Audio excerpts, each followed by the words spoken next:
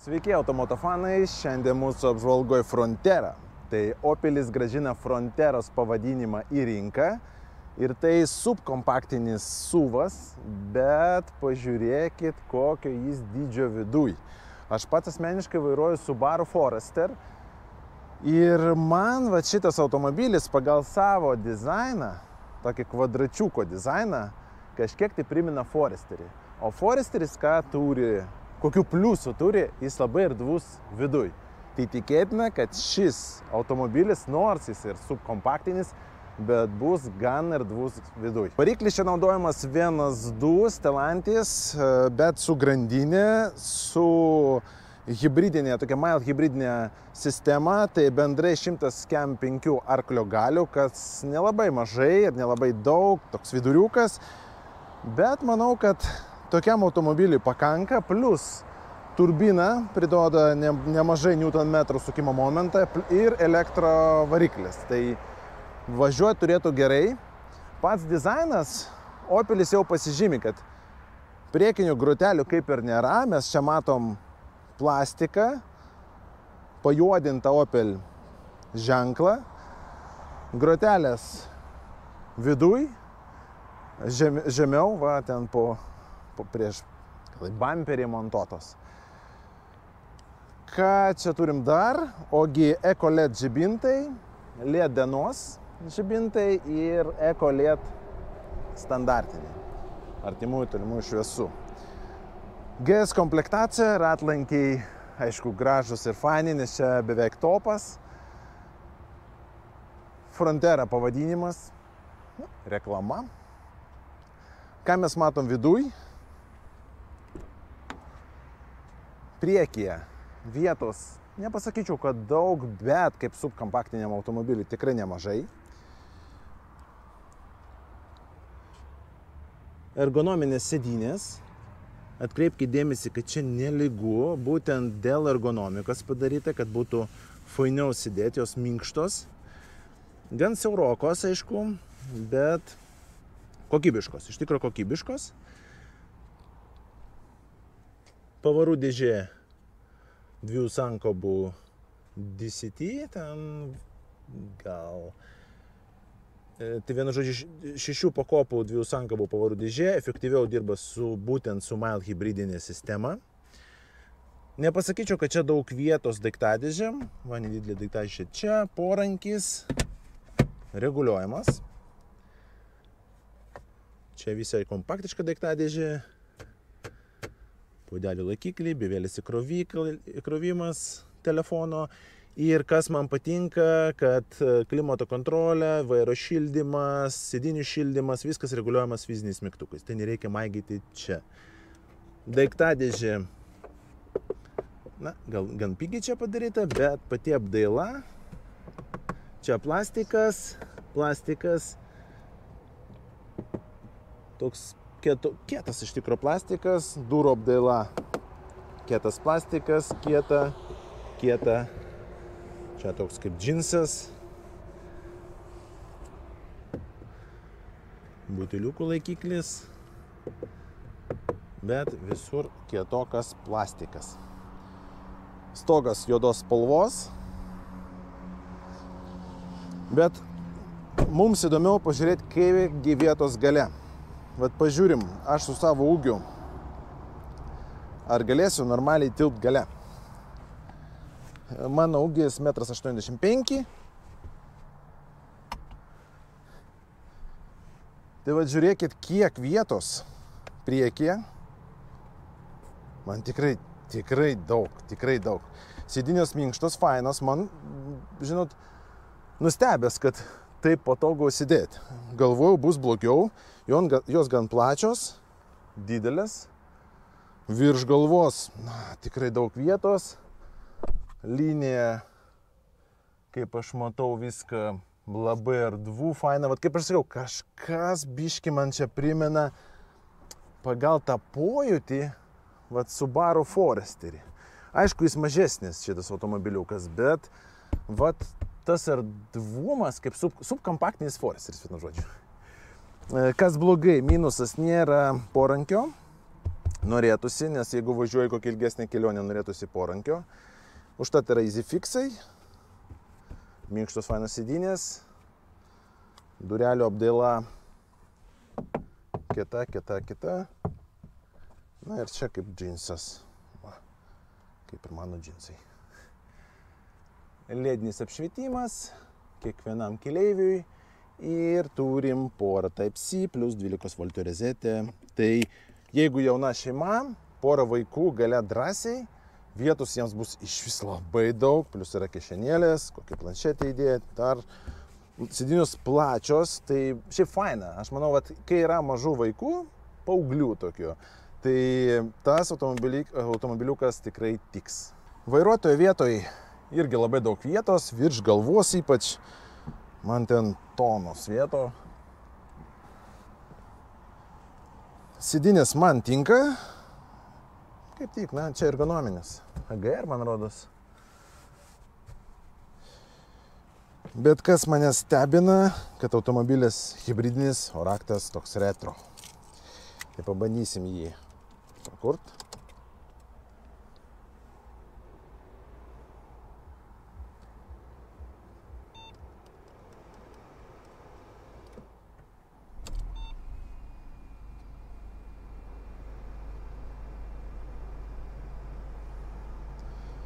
Prietaisų skydeliai, 10 colių, kaip vairuotojo, taip ir pagrindinis multimedijos.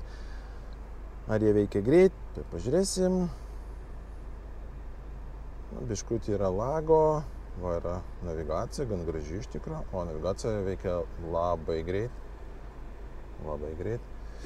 Taip, galinė kamera, kokybė be dinaminio šituvo, ne? Na, čia galėjo geriau padirbėti, bent dinaminis parodyti judėjimo kryptis. Nieko perrenginėti negalima, čia biškį pataupyta.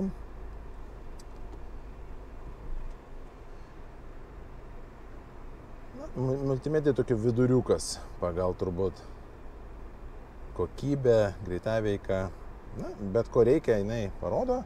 O štat prietaisų skydelis man labiau patinka. Galima kažkiek ten grafiką pareguliuoti. Šituo metu, kai važiuosiu, parodysiu. Bet atrodo skaitomai viskas gerai. Vairas tokio retro stiliaus. Opelinis vairas. Gan kokybiškas iš tikro. Neblogai. Mygtukai fiziniai. Ir malonu jį laikyti. Ir gal ergonomiškai toks kampas geras. Tai labai fainai viskas padaryta. Porą Type-C USB.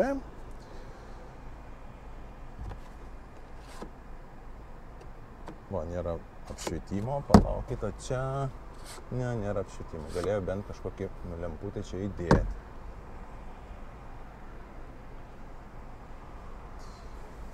Čia tokia kaip daiktadėžė papildoma. Na, jisai dizainą tikrai turi, stilių tikrai turi.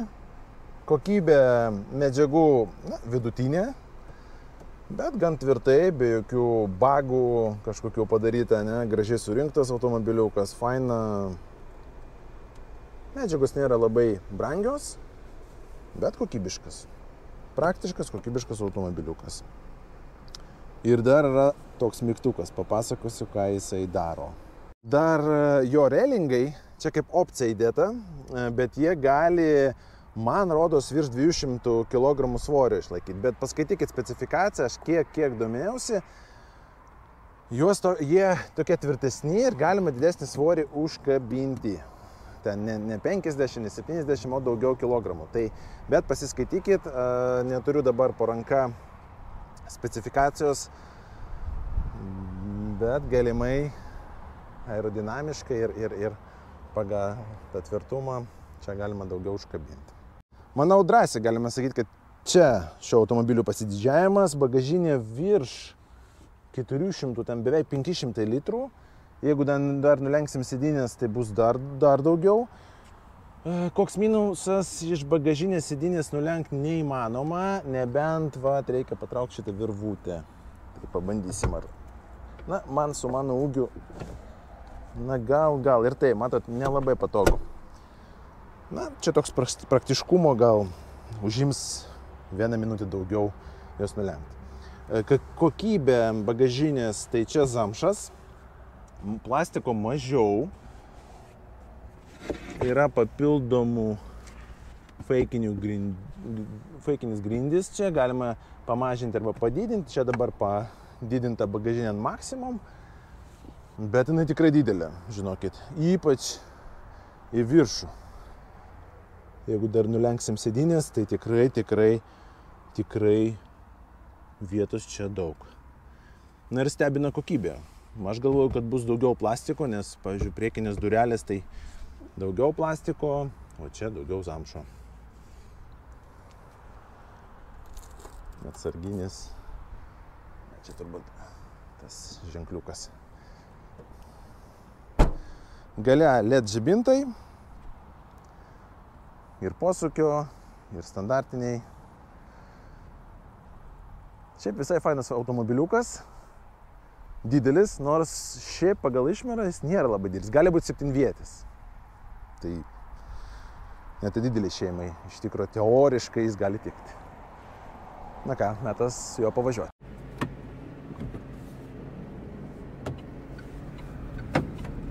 Lengvas vairas, lengvai sukomas.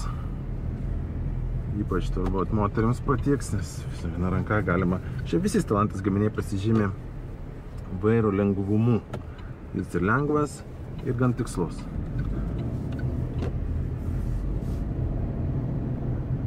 Jaučiasi, kad turbomotoras iškart tokia nebloga trauka, ypač miesto režimu, kai yra nedideli greičiai. Bet čia mild hybridas, neapsirikit, čia netikras hybridas, bet žiūrėkit, jeigu mes matom, kad greičio parodymai mėlynos spalvos, tai reiškia, kad mes važiuojam vien elektram. Jeigu jie baltos spalvos, tai reiškia įsijungia vidaus variklis.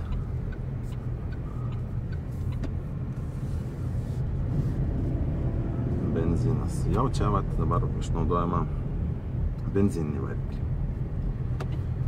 Nusiresetinau sąnaudas, tai pažiūrėsim, kiek suvartos kuro.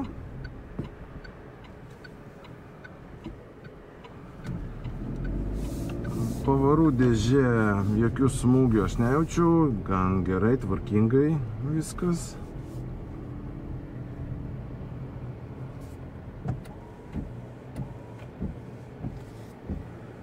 Kas man čia nepatinka? Bus snarglys. Va. Jeigu įjungiam arba kai lietus, toks snargliukas bėgs.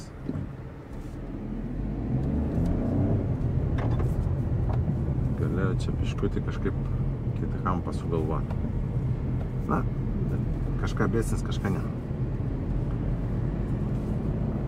Pati sėdėsena man tai patinka labai, fainai, kažkaip net erdviau nei kitose tose pačiose klasėse, kaip Peugeot, Citroën.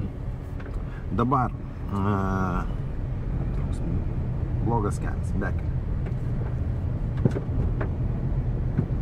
Gan minkštai važiuoja. Net esu nustebęs iš tikro. Tikėjausi, kad blogiau bus. Iš tikro. Bet moka Stellantis sukurti pakabą gerai sukonfigūruoti. Tikrai fainai. Tai drąsiai galite bekelę važiuoti su juo. Aišku, ne į balas, nes čia nėra 4 varomųjų sistemos, bet tikrai bekelę galima važiuoti. Jokių problemų, komfortiška, net tikrai fainai iš visų. Tai užskaitau, čia kai tokiai klasiai, tai amazing. Neblogai per bekelę važiuojam.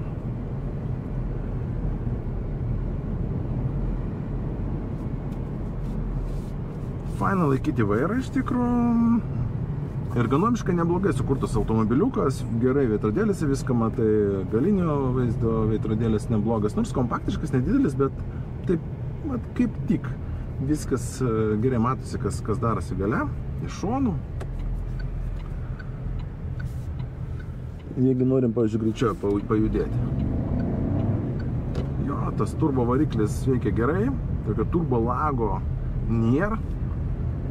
Nu, kažkiek, aišku, yra, bet nepasakyčiau, kad daug.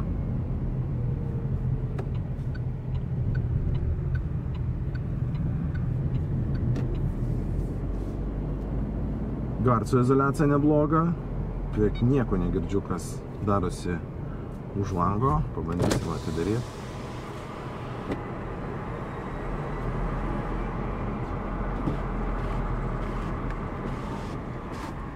Nėra automatinių langų. Minusas. Reikia laikyti mygtuką, kad uždaryti. Na, bet čia toks kabinuosi, kaip sakoma, prie smulkmenų.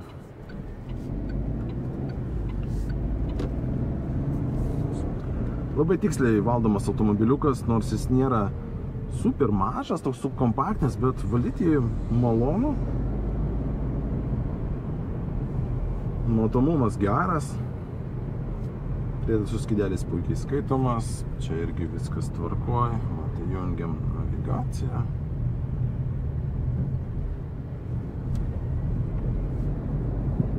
Tai ką daro šitas mygtukas? Jeigu mes jį palaikysim 5 sekundės,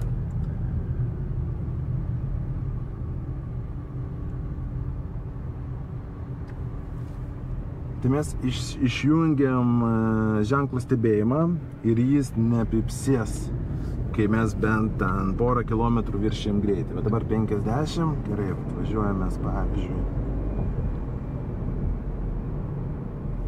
Na, tai aš važiuosiu kokį greitkelį, čia nenoriu kažkutį viršyti greitį. Taip, čia greitkelis, bet, va, pavyzdžiui, mums reikia pagreitėti 70.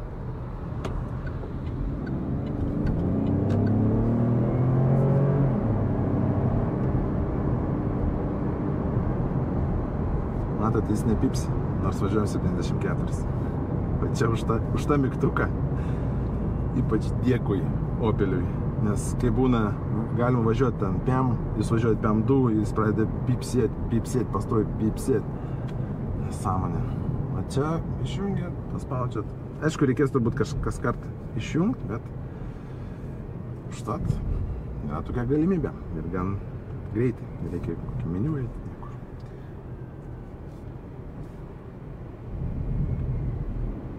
Jeigu taip rezumuojant, jis skirtas tokiam universaliam gyvenimui. Apie pliusus, minusus paskaitysite ekrane, parašysiu, o taip rezumuojant, tai automobilis, kuris atrodo nedidelis, bet iš tikrųjų gan erdvus viduj, mokantis taupyti kuro, skirtas jaunai šeimai, jeigu, pavyzdžiui, tik išlaikė teisės, labai lengva bus su juo susidraugauti.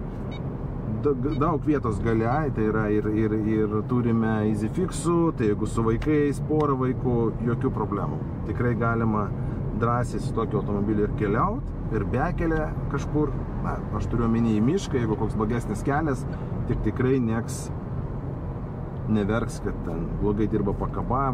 Čia viskas gerai subalansuota, fainai, gera ergonomika, ypač sėdynės, geras matomumas. Bendrai automobilis man patiko, kaina jo nėra labai didelė, viskas, sakoma, proto ribose. Tai bandykite, atvažiuokite Stelauto, jeigu reikia ir norisi išbandyti, renkate savo automobilį, tai prašom. Aš važiuoju su juo dar pakeliauti. Tai žiūrėkit mano ir POF video, kur bus vien automobilio garsai, kelias ir važiavimo malonumas.